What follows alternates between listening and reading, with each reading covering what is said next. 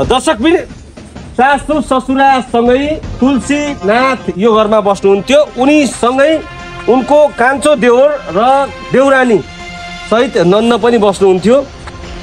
बिहिबार साँझ चाहिँ 10 बजे खाना खाएर सबै सुतेका थिए।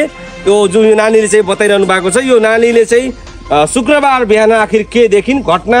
अब यहाँबाट चाहिँ यो कोठामा चाहिँ बच्चा भित्र चाहिँ सुतिरहेको थियो। जुन 16 दिनको मात्रै थिए सानो बाबु भने चाहिँ घरबाट झन्डै यो 20 मिटरको चाहिँ डिस्टेन्स छ। यो पश्चिमपट्टि रहेको यो कुला छ। यो कुलामा चाहिँ अब कस्तो अवस्थामा थियो यो चाहिँ हामी थोरै कुराकानी बुझ्छौँ। यो यदि अब हामीले सहजै रूपमा चाहिँ यहाँ अनुमान पनि लाउन सक्छौँ कि अब मान्छे यहाँबाट लोटेर चाहिँ सायद अब निधन त होला जस्तो त मलाई लाग्दैन।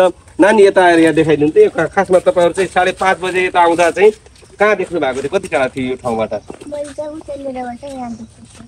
त्यहाँबाट यहाँ देख्नुभयो?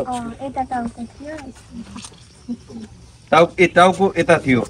अनि यो ठाउँमा अब तपाईँको यो ठाउँमा जस्तो कि त्यो पानी कति थियो? आधा शरीर भित्री थियो भने झन्डै 2 बित्ता पानी थियो। यहाँ 1 फिट पानी थियो। अनि यो ठाउँमा होइन, यो ठाउँमा त्यो दिन पानी तपाईँ स्कुल जाँदा पानी परिरहेको थियो कि बन्द थियो? यो ठाउँमा अब जस्तो कि अब मान्छेको चाहिँ यदि मृत्यु नै हुन खोजेको अवस्थामा पनि तपाईँको चाहिँ यो पुरै चाहिँ यो खुट्टाले भएको पनि हुन्छ कतिपय ठाउँमा होइन? त्यो देखिएको थियो? मैले त्यस्तो केही हेरिनँ। त्यहाँदेखि देखेँ अब आत्तियो अनि चिप्चाएपछि फेरि बाहिर भने उठाउनु तपाईँ हो?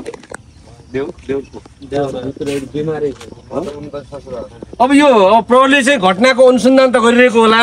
जस्तो कि 19 वर्षीय जुन 16 दिनको सुत्केरी हुनुहुन्थ्यो तुलसी, अब यो मानुस कि घरबाट यदि ल यहाँ आउनुभयो, रोडमा आउन खोज्दा यहाँबाट लडेको भइदिए पनि तपाईँको चाहिँ टाउको यो अगाडिपट्टि हुनु पर्थ्यो। तर उहाँको टाउको चाहिँ जहाँ यो सानो बाटो छ, बाटोतर्फ भन्नाले यो जुन कुलोको माथि जुन एउटा पुल बनाइएको छ, पुलतर्फ चाहिँ टाउको हुनु र खुट्टा यतापट्टि थियो। र यता अगाडिपट्टि अब यो उहाँको चाहिँ खुट्टा अथवा चाहिँ यहाँ खुट्टा यो मृत्यु हुँदा चाहिँ तपाईँको छटपटाटको बेला चाहिँ यहाँ अब यो घाँसहरू उम्रिएको छ जस्ताको हिजो बिहानको घटना हो यो। अन्य कुनै त्यस्तो चाहिँ देखिएको छैन। अब यो कसैले त्यहाँ चाहिँ हत्या गरेर चाहिँ उठाएर सिधै यहाँ ल्याएर फालेको जस्तो पनि अनुमान चाहिँ गर्न सकिन्छ, यकिन भन्न चाहिँ सकिन्न। र हामी घटनाका विषयमा चाहिँ थप प्रहरीसँग पनि कुराकानी गर्छौँ। प्रहरी के भन्छ र प्रहरीले चाहिँ यसको सत्य तथ्य चाहिँ चाँडै हामी बाहिर ल्याउँछौँ भन्ने कुराहरू गर्नुभएको छ। हामी निरन्तर रूपमा तपाईँहरूसँग